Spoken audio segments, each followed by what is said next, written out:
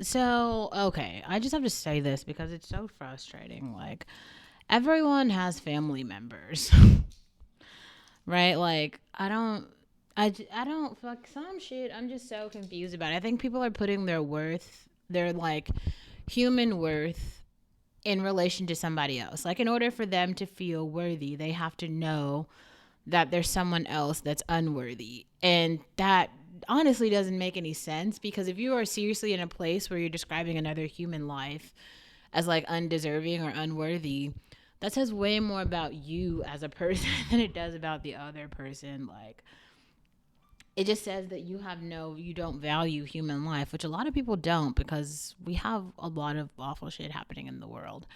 And there's a lot of people who don't care.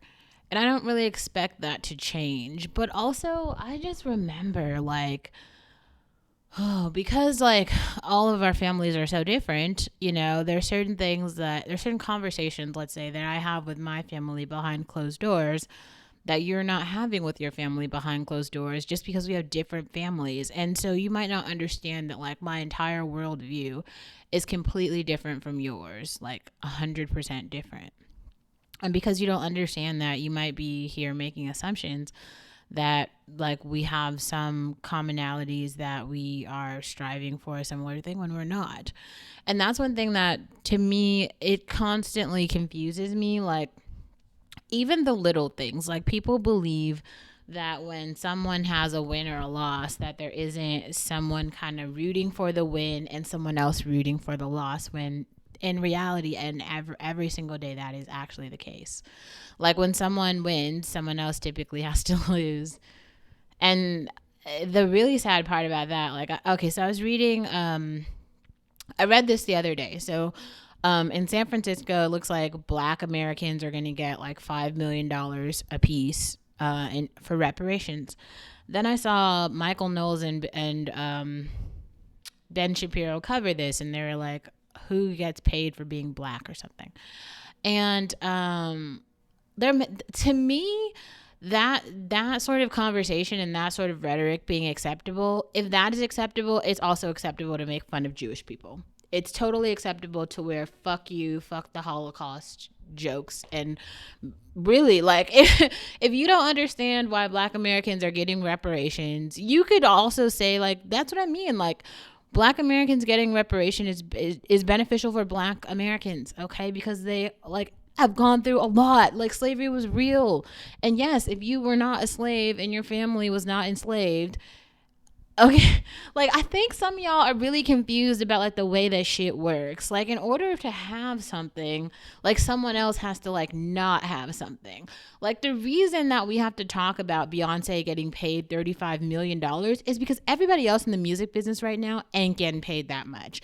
Like I think maybe Drake has made like what $250,000 a show. Like I think that's his rate. Her rate is $34 million for 60 minutes. We can even look it up. Like, how much did Drake make as he just performed in New York for some show? I don't know. I know it wasn't $34 million like for 60 fucking minutes. I know 9-year old how old is she now? 11-year old Blue Ivy was not in was not performing on stage at a show. You know what I'm saying? Like there are levels to this. And some winners win big. Like I think so many of us supported and support Beyonce and Rihanna because we haven't seen Black women have been down bad in this country and really globally for like a minute, and nobody really gave a shit. Like, and we actually do care, and we really do need representation, positive female representation in every aspect for Black women. Like I think we have so much representation of white women just doing all the things. Like we've seen them be everything. We've seen Black women be oppressed, okay? And so it's just I hate to see like I'm sorry, I'm not trying to be funny, but I hate to see Nagat apologizing for having an opinion, for saying something, for feeling a fucking feeling because she made someone else sad. Like, I don't know. I don't think it's fair for her to have to like compromise her own feelings because I feel like I felt like that too. I feel like so often people have like shamed me into submission and shamed me into silence that they feel like, oh, because if I have a voice or something, or if I say something, it could influence someone to feel a particular way. That's the thing that doesn't make any sense. I'm not influencing someone's feelings. The thing I'm doing is giving words to feelings that currently exist. Okay, this is why I talk about the feelings wheel so much. I want black women to identify the feelings that they're feeling for themselves. I don't want to be the person pointing to them and being like, you feel this, you feel that. I don't know. I'm not in that person's shoes. All I can do is talk about my own personal experience, how I felt about it, and like what I did, right? And then hopefully someone else will see that and be like, oh, that was similar. Maybe it was not similar to something that they experienced. But I'm not living for other people. And I don't like believe that I am. I'm not like trying to. Like other people's experiences are their experiences. And that's just fine with me. That's just fine with me. Right? I don't know. It's just weird. It's weird. Like we need to just go get to a place where we have like normalized for real like black women having opinions about shit, really being able to like sit in their own shoes and just have experiences. And I mean this is why I really think it's like important to just embrace being single and really being away from your family. I'm not trying to say that in a funny way, but like if you really cannot share an opinion that is like, you know, not just some positive, easily digestible opinion with your family members, how much do they really care about you as a human? Not you as like a biological offspring. That's a different thing. I feel like everybody who has children, all parents kind of like want their children to survive.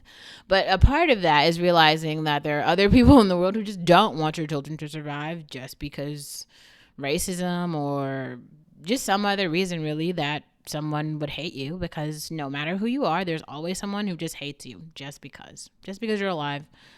They're just like, I don't want to see you alive. And you're like, but I don't even know you and I didn't do anything to you. And they're like, it doesn't matter. One thing I've learned from just being alive, I wouldn't even say being an influencer or being a nothing, just fucking being alive, like going to get a cup of coffee at the coffee shop, drinking water, fasting, solving poverty and literacy problems, dedicating your whole research career to oppress people still. People will be like, we fucking hate you and we want you to die, and they will literally stalk you out and try to murder you. So that's been my lived experience. How about you? It's like, even after, I don't even know how much of a, like, more of a sort of monk person I could be. Like, I grew up a Buddhist believing in world peace. So that's where I started. I am no longer invested in world peace. Fuck world peace. There ain't no peace. The only peace I think you should get is a fucking AK. That's what I think. You should get an AK and a credit card. Fuck everybody else. That's what I believe. I now believe in the dollar. I don't believe in humanity. I think humanity sucks. Like, I have not found a group yet who is like ethical or who lives by their word. People are out here and they're savages. Like, they don't care about nothing. They don't care about nobody. And it's really awful. In some kind of way, like, you still have to like live on. It's like some kind of way, like capitalism just goes. And that is very difficult.